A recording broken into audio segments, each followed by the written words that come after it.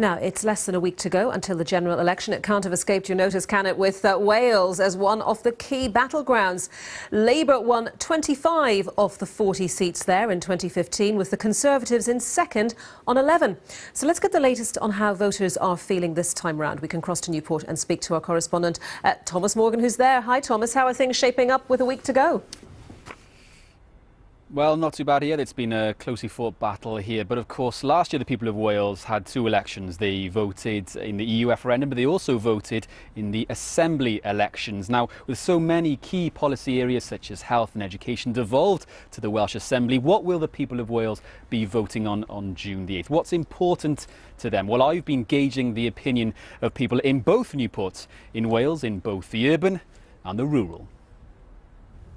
On a sunny day, Newport in Pembrokeshire could be described as one of the most picturesque places in the country. It's a rural county where 23% of the population are over 65 years old. Given that so many key issues such as health and education are devolved, which issues are most important to the people in this seaside village in this general election? I think getting a good deal with Brexit, definitely. In terms of local issues, I don't think they're really covered by the general election. That's down to the Welsh Assembly in local elections.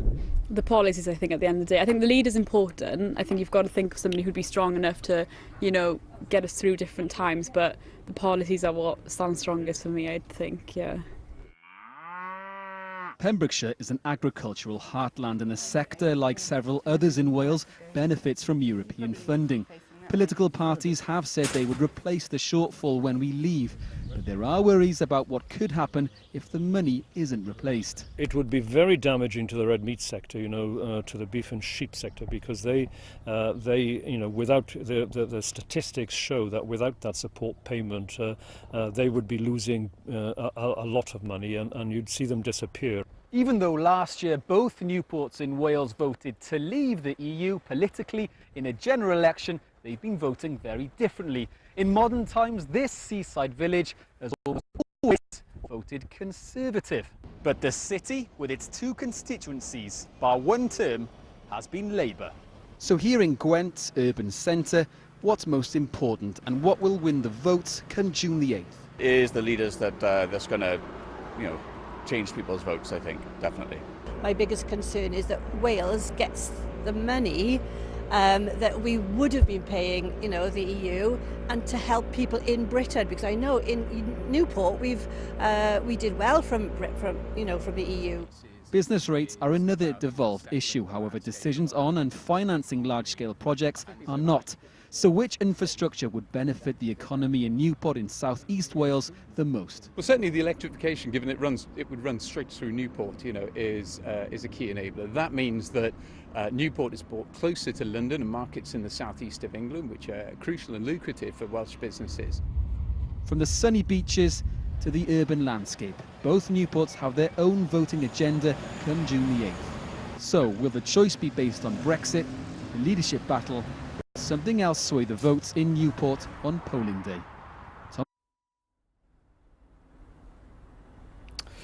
So Wales won the largest share of seats back in 2015, 25 seats, but early polls had been suggesting that maybe Labour had up to 10 seats up for grabs, and the Tories are targeting seats such as this one, the two constituencies of Newport. However, more recent polls have suggested that actually the Labour might hold on to a large portion of those seats. Now, one of the key election topics in the debates that we've seen in Wales, and as we heard in that piece, has been Brexit. What kind of deal the major parties are actually offering to the people of Wales. So here to discuss this with me now is Professor Steve Martin from the Public Policy Institute for Wales. So just tell us a little bit about what the major parties have been promising to the people of Wales regarding Brexit. Yeah, well, the great thing is that there is a choice in this election, and the parties have made their kind of basic principles very clear.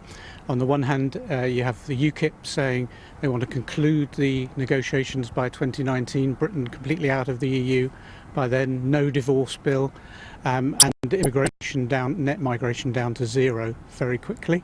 Conservatives saying that we'll come out of the single market in the customs union, but they want a deeper, meaningful partnership with our European partners. Labour saying they'll prioritise jobs and living standards, and they seem less concerned about rates of immigration, and then the Lib Dems and the Greens both offering a referendum on a EU deal and the ability to walk away from that deal if the referendum decided to do that.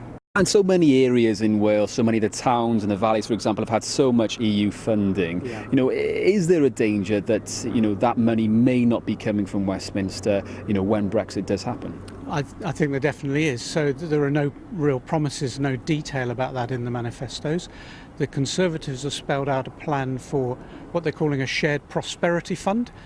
But they say we'll set up this fund to ensure equality across the four nations of the UK, and they're going to talk to the devolved administrations, to local government, to business and others, but how that would actually operate is all up for grabs. That's the big question, isn't it? Professor Steve Martin there from the Public Policy Institute for Wales. So really the key issue for the people of Wales and the people of Newport, both Newports, will be Brexit come June the 8th, it seems. OK, Thomas, thank you very much for that. Thomas Morgan there. Party's industrial and business strategy this morning.